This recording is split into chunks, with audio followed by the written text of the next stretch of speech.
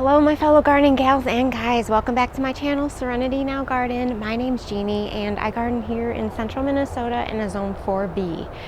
So today I'm going to be showing you how I do my annual dried flower container. This is the perfect container for after mums and other fall flowers start to fade, but it's a little too early to do a winter or Christmas planter. So the dried flowers that I use are limelight hydrangeas. I use the little lime hydrangeas. You can use any hydrangea paniculata that you would like as long as it blooms on new wood. You don't want to use like the hydrangea macrophyllus or the endless summer hydrangeas, because if you clip off any of the stems right now, you could be clipping off buds for next year. So like I said, you want to use anything that blooms on new wood in the spring. And I'll show you how I clip mine off and how I make that container. You can also use any shrub that you have that blooms on new wood, that's blooming right now, that's just slowly starting to fade. You could dry them and put them in a container. It's just a great way to fill that space before Christmas. So I'll show you that. First, I'm going to show you how I transition another fall container that I have. It's still looking really good, except the mums have faded, and as you know, mums don't last a very long time, so it's usually the first ones to fade in my container. I have ornamental cabbage, I have peach ice heuchera, which is a proven winter's plant, and I have some English ivy and a cordyline that all still looks good, but the mums are fading. So I'll show you first what I do for that with some dried flowers, just to kind of spruce up that container that could last a few more weeks here. So let me show you that first here. Okay, my garden friends, happy fall. So let me show you, this is my fall container that I have right now that still looks pretty good. This is some ornamental cabbage that looks amazing. It grew a ton. In the back here, I'll show you a little more closely. I did have some mums that kind of fizzled out. They lasted about a month.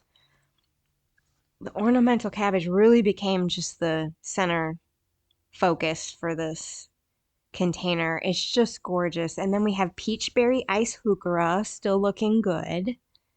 That's a proven winter's perennial. You can plant that in the ground. And then we just have as a trailer some English ivy. So I'll put a link to the video above if you wanted to see me put this together. But you can see there's some mums in there that are fizzling out. So as they die, what I've been doing is just clipping some of my limelight hydrangeas, my little lime hydrangeas, and just hiding those spots by just kind of putting them in there. I'm going to put some more as it fades, but I think that's working. Here's a few more over here. This is just the last of the mums, pretty much, that look okay. So yeah, that's an idea. As your mums fade, or if you accidentally forget to water them, they need a ton of water. So if they dry out, they don't look really good. Just clip some of your hydrangeas and put them in here. It looks great for fall. There's a cordyline in the back. So just wanted to show you that, a little tip for the mums.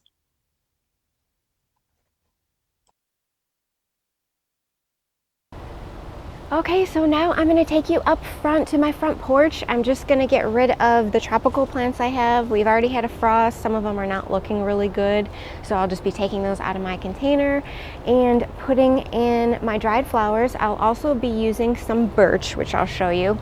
As you know, all planters have usually a thriller, a filler, and a spiller. So for the thriller, I will be using birch branches, so nothing is growing. This container is going to be completely dried, so you don't have to water it. So let me take you up front. If you like videos like this, if you could please give me a thumbs up or consider subscribing to my channel, it would really help me out. Thanks, guys. All right, you guys, so these are the hydrangeas I'll be using. These are just a couple years old. There's two plants here. This is the Proven Winners Little Lime Hydrangeas. They're just the compact version of limelights. This is about as big as they get. So if you don't have a lot of space, I highly recommend these. So what I'm going to be doing, I'm just going to take a couple branches from the bottom where they kind of are in abundance.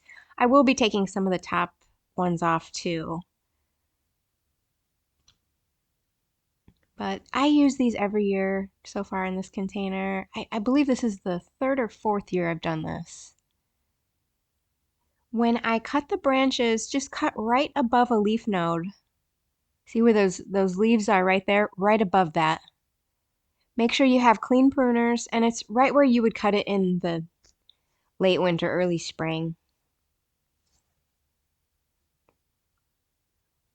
So that works pretty good. What I'm going to do, this is the summer container. As you can see, there's some coleus that's fizzling out and an elephant ear. I'm just going to cut those off at soil level.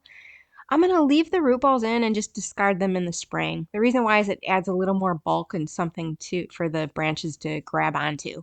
Now, as you can see, I have a creeping Jenny for my spiller that's trailing there. So I'm going to leave that in there. I'm just going to let it dry out. I'm not going to water it anymore. And it'll fade a bit. It'll turn a little brown, but it'll look good with the dried hydrangeas. So I'm going to use these birch branches as my thriller. Now I'm going to put 4 of these in here. I'll kind of stagger them. You'll see kind of like in a diamond or square pattern. Now I use these every year. So to add some longevity to them, I did spray them with a matte clear coat. And that has really helped them from rotting just in case there is a little bit of moisture left. It doesn't absorb. So that's a little tip if you want to use these every year. They look almost just as good as the first year that I used them. So I just put them in there, you know, a few, oh gosh, maybe 6 to 8 inches. Just enough to where it's nice and stable. If it's windy, it's not going to blow them over. And I will be keeping these in there for my winter or my Christmas container that I'll be making with like spruce tips and some red dogwood. So I like to do this before everything freezes because these are hard to get in there. So there's that. Like I said, just staggered. Now comes the fun part. So look at the size of these blooms, first of all. They're huge. I just cannot believe the size of my blooms this year. I think it's the biggest that I've had. I did water a little more than normal. That's probably why. So I just cut off all the leaves and I stick them in random spots. What I'm going for is somewhat symmetrical, and I will be doing like 3 layers. There's going to be like a short layer, a medium layer, and then the tall layer. You're going to want to put your biggest, most spectacular blooms front and center. The back you can kind of let go a bit. I just put a couple in the back that didn't look so great, but I needed some bulk back there in case you see it from the side. But this would look great with just like regular lime lights. You can probably use Annabelle hydrangeas or Bobo hydrangeas. So, and if you don't have creeping Jenny in there, you can use an artificial vine. You could buy a few artificial vines and put them in there so you don't have to water anything. People will be none the wiser. As long as they look good and not really fake. But I have done that before in the past and it worked out fine. Or English ivy works as well, and you could kind of just let it dry out. But the goal here is low maintenance, because I don't know about you guys, but I am tired from watering everything this year. So this would be nice not to have to water this pot anymore. So it just needs a little something in the front there and the bottom. There we go. So it's looking nice and symmetrical. I'm going to give you I'm going to go a little bit far away so you could see, and then I'll do a close-up so you could see a little closer. I'm really happy with this. I think it's a great dried fall container. And like I said, the creeping Jenny, even if it gets brown, it'll look fine. It's just a fall container that is dried, so it'll look just fine.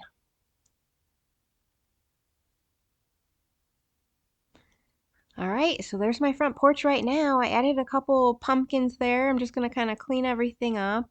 I still have a few blooms there You know, in the hanging basket, and there's a delphinium blooming that I got a rebloom out of, so I'll just keep those.